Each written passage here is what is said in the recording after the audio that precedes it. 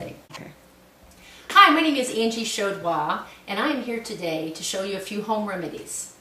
Now, as you would probably agree that it's always better to go natural the way God intended it to begin with, and there are times, either economic, financial, or just worldly times in which we need to rely back to basics, back to nature. Today I'm going to show you how to make garlic oil. Now, garlic is nature's strongest and best antibiotic out there. It can be used in the form of capsules, which most folks are very familiar with. It can be used in the form of crushed up or cooked in or sauteed in your food, which most folks are familiar with, or even garlic salt that most people are familiar with. But today I'm going to show you how to use garlic oil. Now, garlic oil is used primarily as an internal piece. So internal as in putting it in your ear.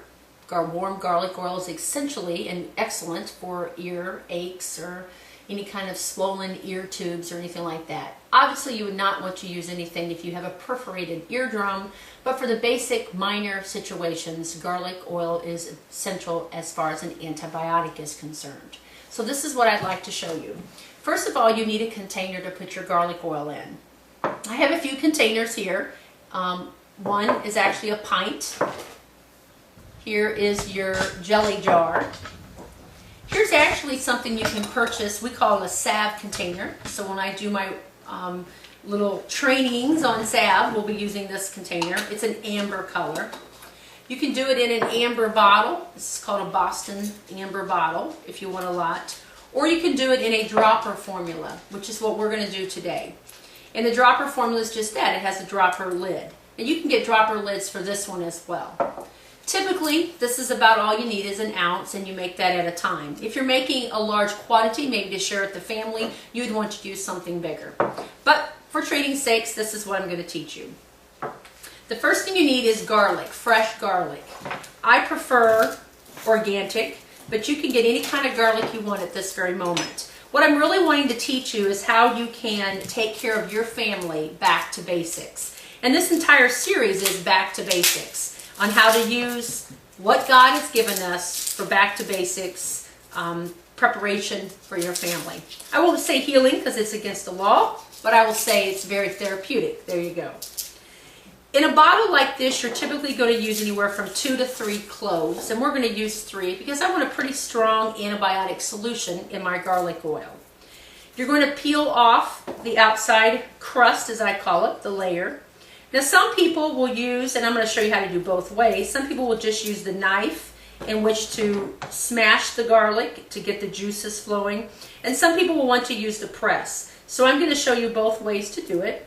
The first way I'm going to show you is with the knife. So once you've peeled it and you get to the garlic itself, you can take the knife and cut it up in pieces like this so that the juices have begun to flow.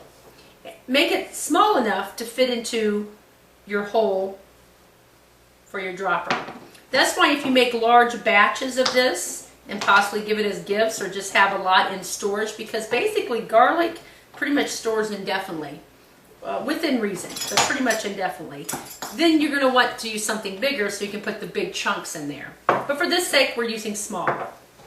So that's how you can dice it up and get chunks that way. You could put it also into the press. Or some people that are avid cooks just take the end of their knife and mash it. And by mashing it, again, the garlic oil, the juices of the garlic itself are then created and you start to smell garlic.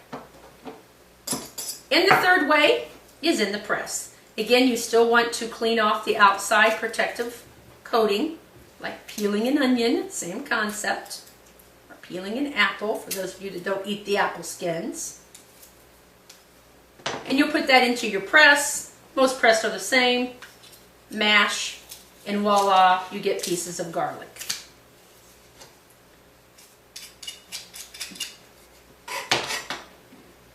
And you'll put those pieces into your hole.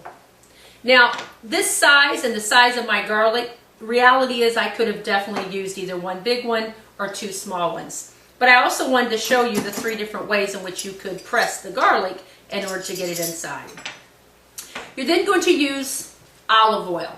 Now, this is just a pure olive oil. You can use extra virgin. You can use extra virgin organic. You can use virgin. we're not really that concerned with that right now. We're just trying to get the properties of the garlic out. Ideally, you would put the oil about 1 inch above the garlic. In this case, because our garlic is so full, we're going to take the garlic oil almost to the rim, the oil itself. Put your lid on, and you're going to set this aside. Shake it up a little bit to mince it together. And I'm going to tell you about 14 days, 10 to 14 days, you'll have a very potent garlic oil. Again, that can be used for earaches. It can be used for fungal. Garlic has many, many properties. It is, like I said before, nature's strongest antibiotic, taken internally or even in on the soles of your feet. In your ears is what we use it primarily for. Once this sets, you can strain this out. And I use just a basic cheesecloth. Cheesecloth you can get just about anywhere. To be honest, this was obtained at the Dollar General store on a clearance rack. Some folks use this for jelly. So they would, when they're making homemade jelly, use that as a strainer. So you would take this, pour it out over whatever container, and you have your garlic oil. I personally leave the garlic in there and just keep adding more oil until I think it's totally saturated, and then I dump it out and start anew. But there are no real rules in garlic oil other than the fact is that you should use it. Enjoy!